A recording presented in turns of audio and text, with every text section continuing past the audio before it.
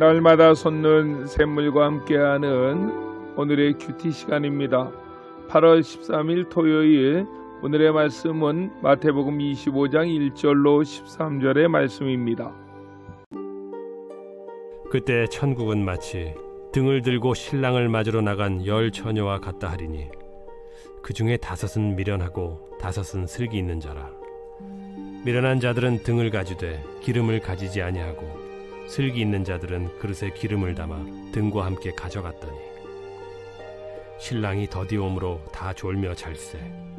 밤중에 소리가 나되 보라, 신랑이로다, 맞으러 나오라 하매 이에 그 처녀들이 다 일어나 등을 준비할세.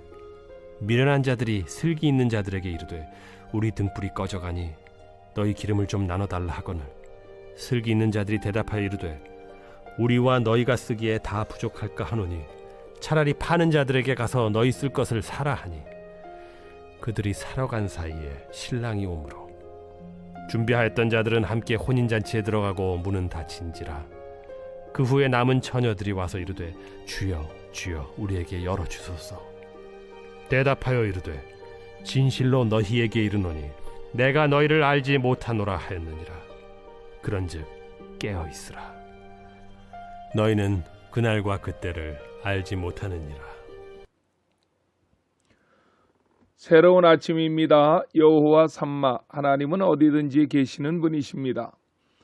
마태복음 24장에서 종말에 대한 징조들을 말씀하신 주님은 마태복음 25장에서 3가지 비유의 말씀을 통해서 종말의 때를 살아가는 그리스도인의 삶에 대한 말씀을 증거해 주셨습니다.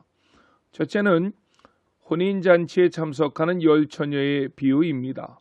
기름을 준비한 슬기로운 5 처녀와 등은 준비하였지만 기름을 준비하지 않은 미련한 5 처녀의 이야기를 통해 우리가 그리스도인으로서 껍데기만 가지고 살아서는 안 될 것을 말씀하십니다. 아무리 화려하게 만들어진 등불이라도 기름이 없이는 장식용에 불과한 것입니다. 둘째는 흔히 달란트 비유로 알려진 말씀입니다.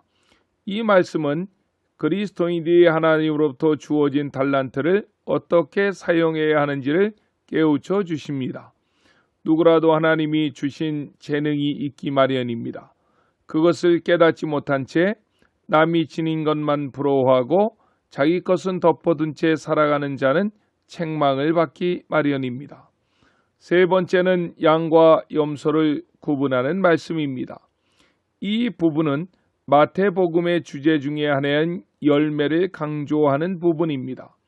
그리스도인이란 구체적으로 선한 일을 하여야만 합니다.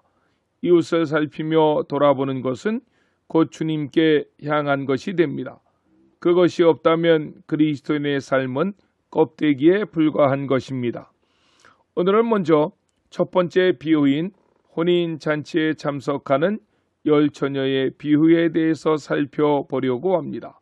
본문은 슬기로운 자와 미련한 자를 밝혀주는 비유입니다. 오늘 비유에서 신부의 친구 처녀 10명이 혼인잔치에 오는 신랑을 저녁에 기다리러 나갑니다. 오늘 비유에 나오는 10 처녀가 모두 신부인지, 신부 1명을 포함한 신부의 들러리인지, 모두가 들러리인지 실상은 명확하게 말하고 있지 않습니다. 그러나 신랑에 쓰인 단어가 단수인 것을 보아 신랑이 하나이므로 10 처녀 모두를 신부로 보는 것은 무리입니다. 정황으로 보아서 10명 모두가 신부의 친구들, 즉 들러리로 보는 것이 좋을 듯 싶습니다. 2절을 보면 이 10 처녀 중에 5은 미련하고 5은 슬기로웠습니다. 그러면서 미련한 것과 슬기로운 것의 내용이 무엇인가를 3절과 4절에서 말씀하고 있습니다. 미련한 자들은 등을 가지되 기름을 가지지 아니하고 슬기 있는 자들은 그릇에 기름을 담아 등과 함께 가져갔더니 아멘. 미련하냐 슬기로우냐 하는 것은 여분의 기름을 따로 준비했느냐 혹은 준비하지 못했느냐 하는 것으로 구분된다는 말씀입니다. 왜 미련한 5 처녀는 기름을 따로 준비하지 않았을까요? 아마도 신랑이 오는 때를 자기 판단으로 정하고 그때까지는 등잔 안에 있는 기름으로 충분하다고 생각했기 때문입니다. 이것은 오늘날 현대를 살아가는 사람들의 사고와 비슷합니다. 자기의 판단이 하나님의 판단이요, 자기의 시간표가 하나님의 시간표입니다. 이 얼마나 교만한 자세입니까? 그러다 보니 현대 사회에서는 조급해하는 풍조가 기다림이라는 참된 지혜를 잃게 만들고 있습니다. 진정한 기다림의 지혜를 잃은 현대인들은 등잔의 기름 정도면 충분하다고 교만하게 자기를 신뢰한 오늘의 본문에 미련한 5 처녀와 같습니다. 참으로 지혜로운 자는 일의 성사를 하나님께 맡기고 최선을 다해 기름을 준비하며 기다리는 사람이라고 본문은 말씀하고 있는 것입니다. 저는 오늘 본문과 연결시켜 볼 때 소망과 인내의 기다림이라는 이것이 기름이 아닌가 하는 생각을 해보게 됩니다. 역사의 한 페이지를 장식했던 사람들이 있습니다. 아인슈타인, 뉴턴, 에디슨, 베토벤, 월트 디즈니, 톨스토이, 에브라함 링컨, 처칠 같은 사람들입니다. 아인슈타인은 4살까지 말을 하지 못했고 7살까지 글을 읽지 못했다고 합니다. 뉴턴은 학교에서 열등생이었습니다. 에디슨은 초등학교 선생님으로부터 바보여서 공부할 수 없는 애라고 하는 평가를 받았습니다. 베토벤은 음악 선생님한테 작곡가가 될 가능성이 없다고 선언을 당했습니다. 디즈니는 아이디어가 없다는 이유로 신문사에서 해고를 당했습니다. 톨스토이는 낙제생이었습니다. 링컨은 블랙호크 전쟁에 사령관으로 참전했다가 졸병으로 대역당했습니다. 처칠은 중학교 때의 낙제생이었습니다. 그러나 이들은 모두 자기 분야에서 세계적인 위대한 업적을 남겼습니다. 그 힘의 근원은 바로 그들의 부모 혹은 그들의 선생님 그리고 그 자신이 소망과 인내의 기다림이라는 기름을 준비했기 때문입니다. 본문에서 또 살펴보기를 원하는 내용이 있습니다. 5절의 내용인데 신랑이 더디 오므로 다 졸며 잘세 아멘. 지혜로운 처녀나 미련한 처녀나 모두가 다 잤다는 것입니다. 자는 것은 죄가 아닙니다. 어떤 사람들은 잠을 자지 않습니다. 기름을 준비한다고 가정도 팽개치고 기도원으로 산으로 헤맬 때가 많습니다. 잘 때는 자야 합니다. 기름만 준비하면 됩니다. 잠자던 처녀들이 신랑이 오고 있다는 말에 잠을 깨보니 등잔에 기름이 거의 동이 났습니다. 이때 기름을 따로 준비하지 못한 5 처녀들이 다른 5 처녀에게 기름을 나눠달라고 간청합니다. 하지만 신랑이 바로 오는 것이 아니라 온다는 기별을 받은 것입니다. 그래서 나누어 줄 수가 없는 상황입니다. 결국 5 처녀는 기름을 사러 마을로 돌아갔습니다. 그런데 이상한 것은 1-2명이 대표로 갈 수도 있는데 5명 모두가 사러 갔다는 것입니다. 이것이 무엇을 뜻합니까? 신랑을 맞이하는 자기의 기름은 자기만이 준비할 수 있다는 것입니다.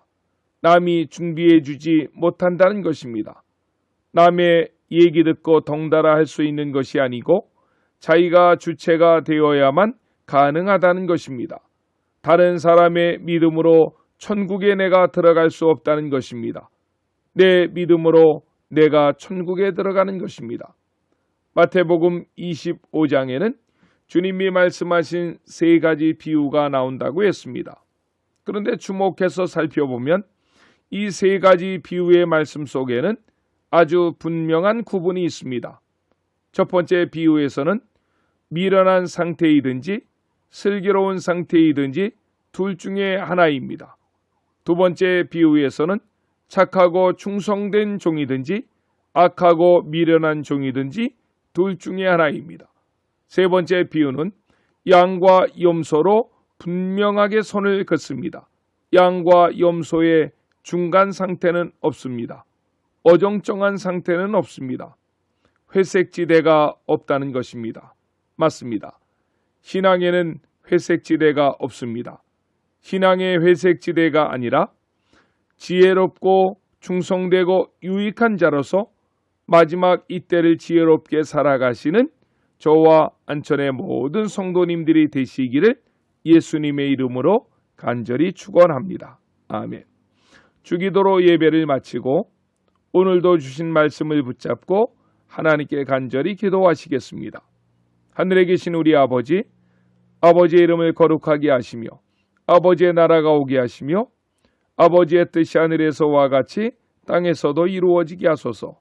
오늘 우리에게 일용할 양식을 주시고 우리가 우리에게 잘못한 사람을 용서해 준 것 같이 우리의 죄를 용서해 주시고 우리를 시험에 빠지지 않게 하시고 악에서 구하소서. 나라와 권능과 영광이 영원히 아버지의 것입니다. 아멘.